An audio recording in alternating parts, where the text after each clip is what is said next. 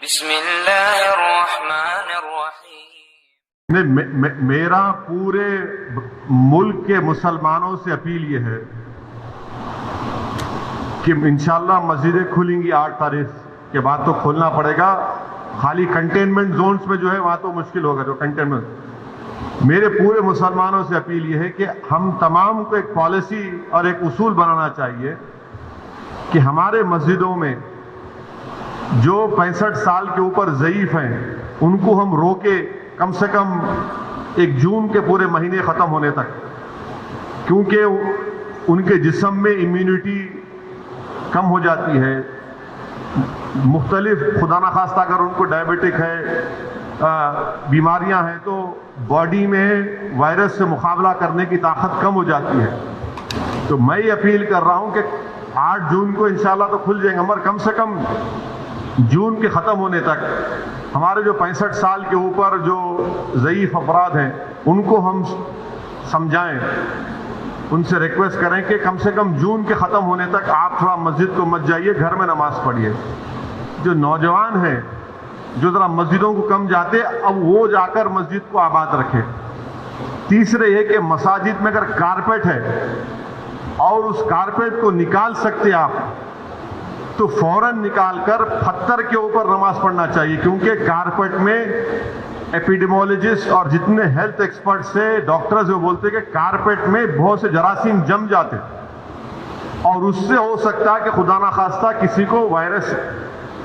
لگ سکتا۔ تو چوتھی بات کام ہم کو یہ کرنا چاہیے کہ مساجد میں بیت الخلاء اور وضو کا انتظام نہ رکھیں، کیونکہ وہ وضو کرتے کلی کرتے اور پھر آپ آ کے نماز پڑھتے تو لوگ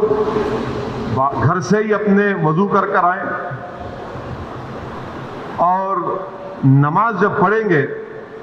تو نہیں معلوم مفتی اکرام کو فیصلہ کرنا ہے کہ اگر پوری دنیا میں جہاں جہاں مساجد کھولے گئے، چاہے وہ مسجد نبوی ہو، حرم شریف مکے میں ہو یا ٹرکی ہو یا دوسرے مقامات پر، ہمیشہ کی طرح جو کھندے سے کھندا ملا کر سب بنتی تھی ویسا نہیں بن رہی اب۔ تو کیا مفتی اکرام یہ فیصلہ دے سکتے پورے ملک میں کہ بھائی جب 8 تاریخ سے مساجد کھولے جائیں گے تو سوشل ڈسٹینسنگ کو برقرار رکھتے ہوئے ہم سب بندی کریں نماز کی؟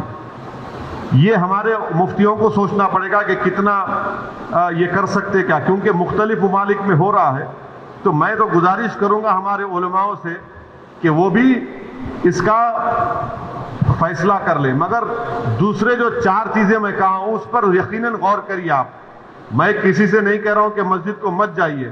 میں یہ کہہ رہا ہوں کہ آپ صحیح کہہ رہے ہیں کہ وائرس ابھی بڑھ رہا ہے، وائرس ختم نہیں ہوا ہے، وائرس بڑھ رہا ہے ابھی،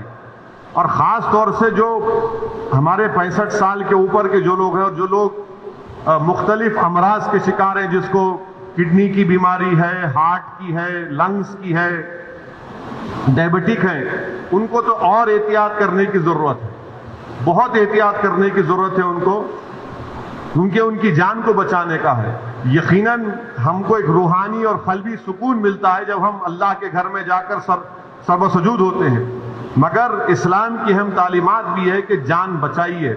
اور اگر خدا نہ خواستہ کسی کو